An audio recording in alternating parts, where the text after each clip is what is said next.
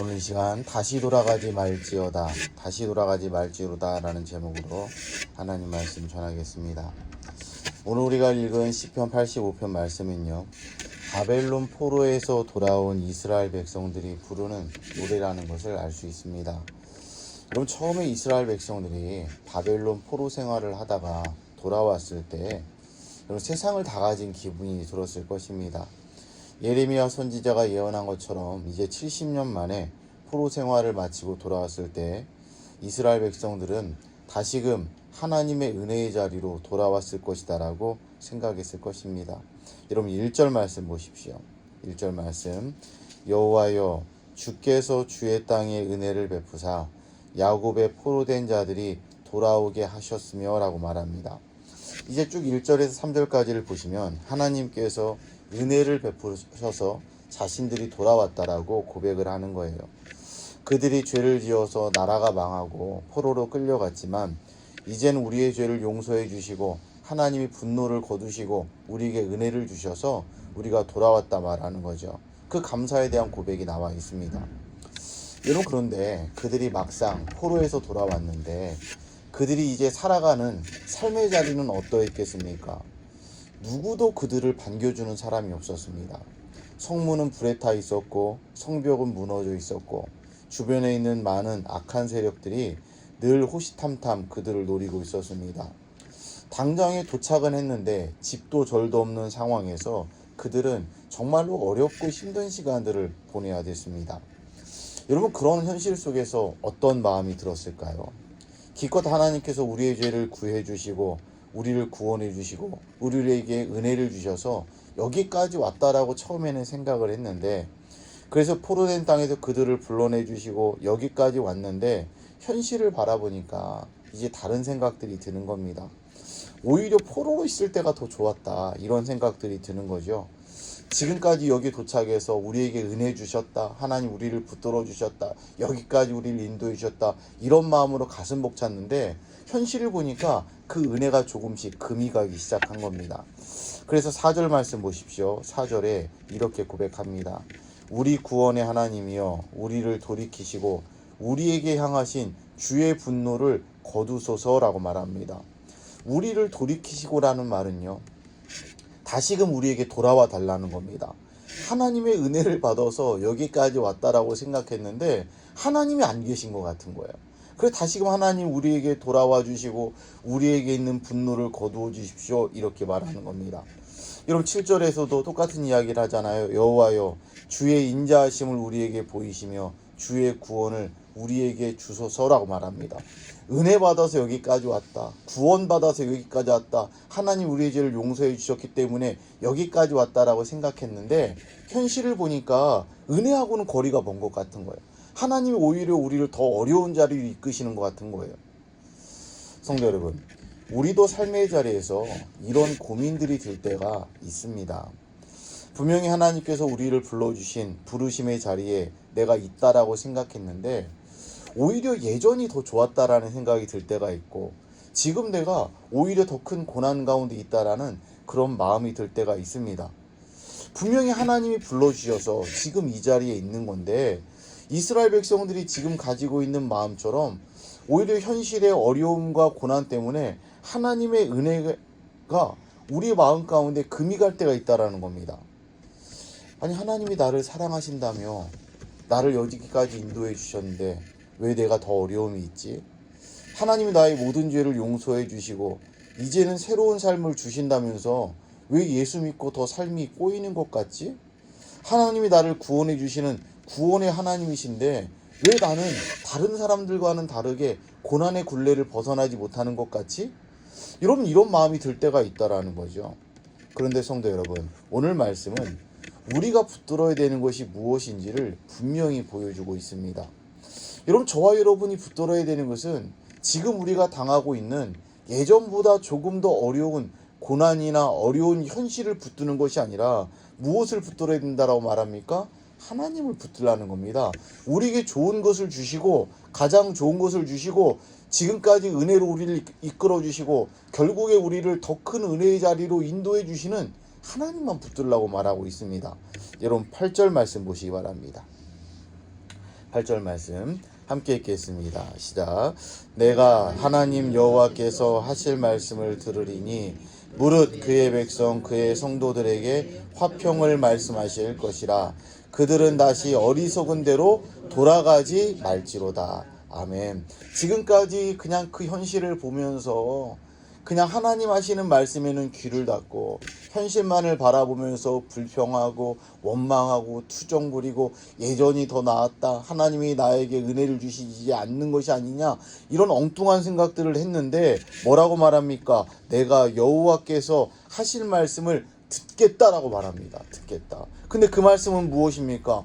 우리에게 원하시는 것은 화평이라는 것을 깨닫게 된 거예요. 이런 화평은요, 히브리어로 샬롬을 말합니다.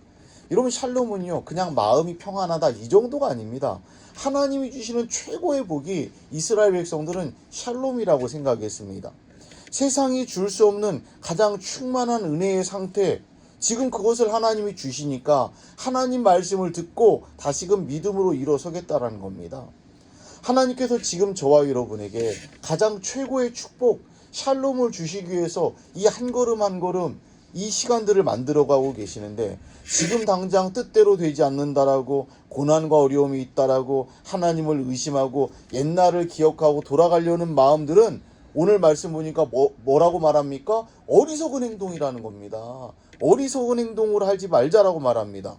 여러분, 어리석다라는 것은 여러분 어떤 뜻이라고 생각하십니까? 그냥 바보 같다, 무슨 이렇게 우리가 볼 때 지적으로 떨어진다, 여러분 이런 게 어리석은 게 아니라 성경에서 말하는 어리석음은요, 신뢰하지 않는다, 이런 의미가 있어요. 여러분, 어리석다라는 것은 하나님을 신뢰하지 않는 겁니다. 믿을 만한 것이 여기 있는데 그것을 믿지 않을 때 성경은 어리석다라고 하는 겁니다. 우리가 믿고 있는 하나님은 신실하신 하나님이십니다.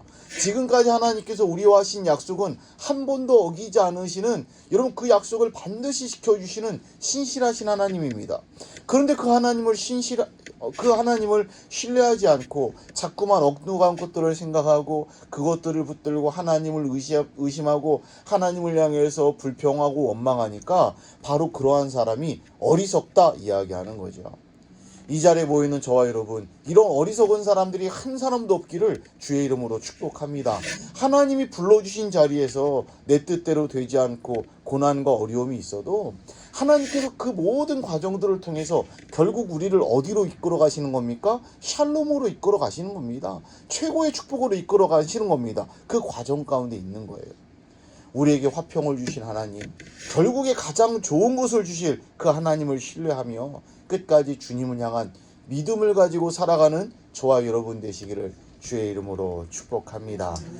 여러분, 그렇다면 오늘 또 이 하나님을 신뢰하며 어떻게 살아가야 될까요?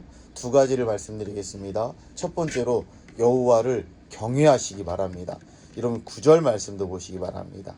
9절 말씀 함께 읽겠습니다. 시작. 진실로 그의 구원이 그를 경외하는 자에게 가까우니 영광이 우리 땅에 머무르리이다. 아멘. 그의 구원이 누구에게 가깝다라고 말합니까? 하나님을 경외하는 사람에게 가깝다라고 말합니다. 여러분, 성경을 보면요, 하나님께서 말씀과 여러 가지 기적의 역사를 통해서 우리가 깨닫기 원하는 한 가지는 무엇이냐면 하나님을 경외하는 겁니다.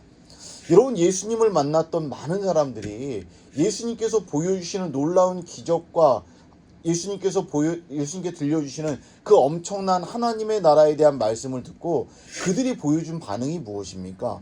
하나님 앞에, 예수님 앞에 완전히 엎드러지는 거예요.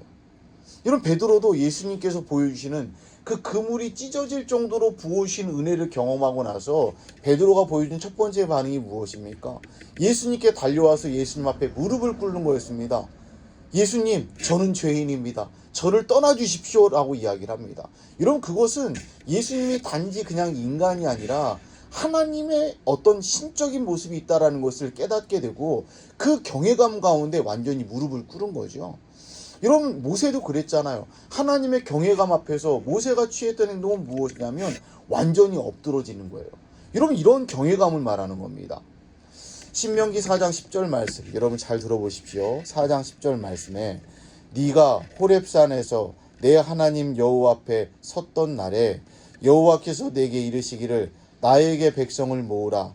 내가 그들에게 내 말을 들려주어 그들이 세상에서 사는 날 동안 나를 경외함을 배우게 하며 그 자녀에게 가르치게 하리라 하시매 라고 말합니다. 하나님께서 모세에게 들려주신 말씀이 그거라는 거예요. 하나님께서 보여주시는 놀라운 기적과 하나님 말씀을 통해서 하나님이 궁극적으로 이스라엘 백성들이 깨닫기 원하는 건 무엇이었냐면 하나님 경외하는 것을 배우길 원하셨다라는 거예요. 하나님을 경외하는 백성이 어떻게 하나님 말씀을 안 듣겠습니까? 하나님을 경외하는 백성이 어떻게 죄를 짓고 살겠습니까? 하나님을 경외하는 백성이 어떻게 우상 숭배하며 살아갈 수 있겠습니까? 이런 반대로 우리의 삶에서 우리가 죄를 짓고 하나님을 무시하고 하나님 말씀대로 살지 않고 여러분 그렇게 살아가는 것은 딱 하나의 문제예요. 그 문제가 뭐라는 겁니까? 우리 마음 가운데 누구를 경외함이 없는 겁니까? 하나님을 경외하는 마음이 없는 거예요. 여호와 하나님이 두 눈을 시퍼렇게 뜨고 우리를 쳐다보고 계시는데 여러분 어떻게 그런 사람이 여호와 하나님을 경외하는 자리에서 하나님이 우리를 쳐다보시는데 뻔뻔하게 죄를 지을 수 있겠습니까? 여러분 어떻게 뻔뻔하게 여러분 다른 사람을 욕하고 저주할 수 있겠습니까? 어떻게 뻔뻔하게 여러분 그렇게 살아갈 수 있겠습니까? 절대로 그럴 수 없는 거죠. 여러분 자녀들이 부모를 두려워할 줄 알면요, 부모가 하는 말을 여러분 귀담아 듣습니다. 부모가 하지 말라고 하는 것은 절대로 행동하지 않습니다. 자녀가 부모를 만만하게 볼 때 여러분 하지 말아야 될 행동들도 서슴지 않고 하는 거잖아요. 우리가 하나님을 제대로 두려워하는 마음이 있다라면, 여호와 하나님을 경외하는 마음이 있다라면 이 세상 살아가면서 쉽게 죄를 짓고 자기 멋대로 살아가는 성도들은 없다라는 거예요. 여러분 오늘 또 여호와 하나님을 신뢰하기를 원한다라면 하나님 말씀을 무겁게 받아들이고 하나님만을 경외하며 살아가는 저와 여러분 되시기를 바랍니다. 그런 성도들에게 우리 하나님이 가까이 하시고 그런 성도들에게 형통의 복으로 함께 해주신다 우리에게 말씀하는 거죠. 오늘 또 여호와를 경외하는 마음으로 이 땅 가운데 믿음으로 살아가는 저와 여러분 되시기를 바랍니다. 여러분 두 번째입니다. 좋은 열매를 기대하시기 바랍니다. 좋은 열매를 기대하십시오. 여러분 사람이 언제 무너지느냐면 우리 가운데 희망이 하나도 없다라는 것을 깨닫게 될 때 사람들은 무너진다 이야기합니다. 여러분 바늘 구멍만한 희망이 있어도 사람들은 살아갈 수 있다라고 말합니다. 우리가 하나님에 대해서도 마찬가지라는 생각이 듭니다. 현재 당하고 있는 어려움과 고난만을 바라보면 절망할 수밖에 없습니다. 때로는 어려움과 고난의 구름이 우리의 인생 가운데 두껍게 자리하고 있어서 한 줄기의 빛도 들어오지 못하면 우리 절망할 수밖에 없는 거죠. 그러게 우리에게 필요한 것이 무엇입니까? 믿음이 필요한 겁니다. 우리 인생에 두껍게 자리 잡고 있는 그 고난의 구름 그 너머에 우리를 향해서 여전히 은혜 주시기를 원하시는 그 하나님을 우리가 바라볼 수 있다라면 믿음의 눈으로 이 절망의 두께, 이 절망의 구름 너머에서 우리를 바라보고 계시는 하나님을 바라볼 수 있다라면 그런 성도들은요 무너지지 않는 거죠. 이런 그 너머에 찬란하게 빛나는 태양이 자리 잡고 있는데 여러분 왜 넘어지겠습니까? 왜 무너지겠습니까? 왜 절망하겠습니까? 그 어떤 태풍도 반드시 지나가기 마련인 것이고 어떤 비구름도 반드시 끝이 있습니다. 여러분 장마가 아무리 대단하고 장마를 통해서 여러분 그냥 한도 끝도 없이 비가 내리는 것처럼 보여지지만 여러분 그 비가 그 장마가 끝이 있다는 거예요. 그래서 오늘 본문 시편 우리 85편 12절과 13절 말씀에서 시편 기자가 이렇게 말합니다. 이런 말씀 잘 보십시오. 여호와께서 무엇을 주시리니? 좋은 것을 주시리니 이야기해요. 좋은 것을 주시리니.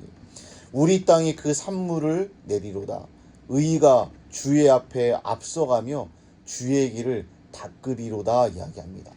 하나님께서 우리에게 원하시는 것은 좋은 것을 주시기를 원해요. 그러면서 막 하나님께서 우리를 책찍질하면서 니네들이 앞서가라 그렇게 말씀하시는 게 아니라 우리에게 좋은 것을 주시기를 원하시는 하나님께서 친히 우리 앞에 가시며 주의 길을 닦으시며 그 은혜의 길을 내기 위해서 우리 주님께서 지금도 착한 일을 선한 길을 여러분 만들어가고 계신다라는 겁니다.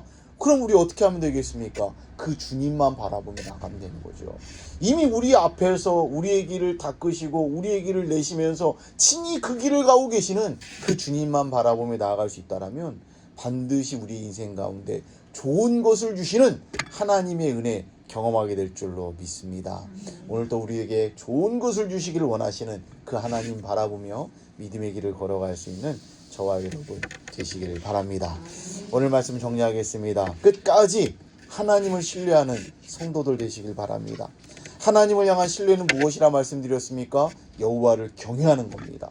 하나님을 두렵게 여기는 겁니다. 또한 우리에게 가장 좋은 것을 주실, 이미 그 길을 예비해 놓으시고 앞장서 가시는 주님 바라보며 나아가는 겁니다. 오늘도 주신 말씀 붙들고 믿음으로 승리하는 우리 화전의 모든 성도들 다 될 수 있기를 우리 주 예수님의 이름으로 축원합니다.